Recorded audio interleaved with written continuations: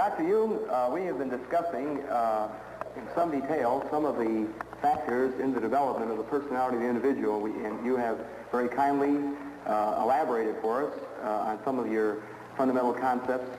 I wonder if you would mind telling us a little bit about how you construe this term, persona. Well, this is a practical concept we need in elucidating people's relation. I noticed with my patients, particularly with people that are in public life, that they have a certain way of presenting themselves. For instance, take the doctor.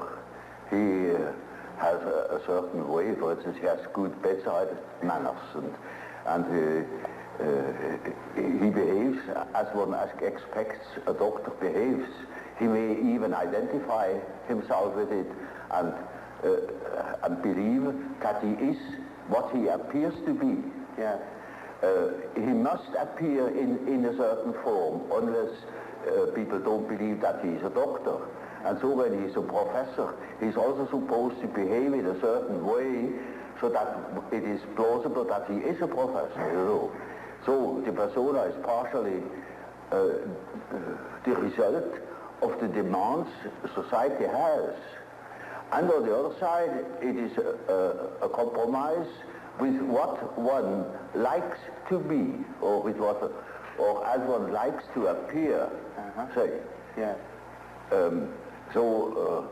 Take, for instance, a parson. He also has his particular manner, and as corresponding to the general expectation, and he behaves also in another way, combined with his persona that is forced upon him by society in such a way that also his fiction of himself, his idea about himself, is more or less portrayed or represented. So the persona is a certain complicated system of behavior which is partially dictated by society and partially dictated by the expectations or the wishes one nurses oneself. Yes. Now, this is not the real personality, in spite of the fact that people will assure you that that is all quite real and quite honest, yet it is not. Yes. Now, such a performance, or say, the performance of the persona is quite all right as long as you know that you are not identical with the way in which you appear. Yes. But if you are unconscious of this fact, then you get into sometimes very disagreeable conflicts. Namely, people can't help noticing that at home, for instance, you are quite different from what you appear to be in public. Yeah. And people who don't know it stumble over it in the end. They deny that they are like that, but they are like that. They are it. And then you don't know, now, which is the real man? Yes, yes. Is he the man as he is at home or in intimate relations, or is he the man that appears in public? It is a question of Jekyll and Hyde. Yes. Often. It is such occasionally there is such a difference that you would almost be able to speak of the double personality. Yes. And the more that is pronounced, the more people are neurotic.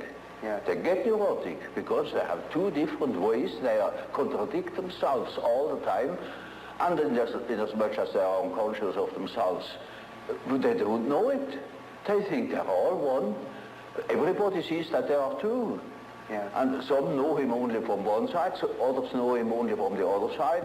And then there are situations that clash, because the way you are creates certain situations with people in relations, and these two situations don't chime in. They are just dissonances.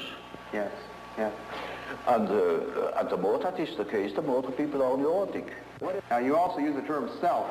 Yes. Now, the word self, then, would this have a different meaning than, say, ego or... Oh, yes, oh, quite, oh, yes.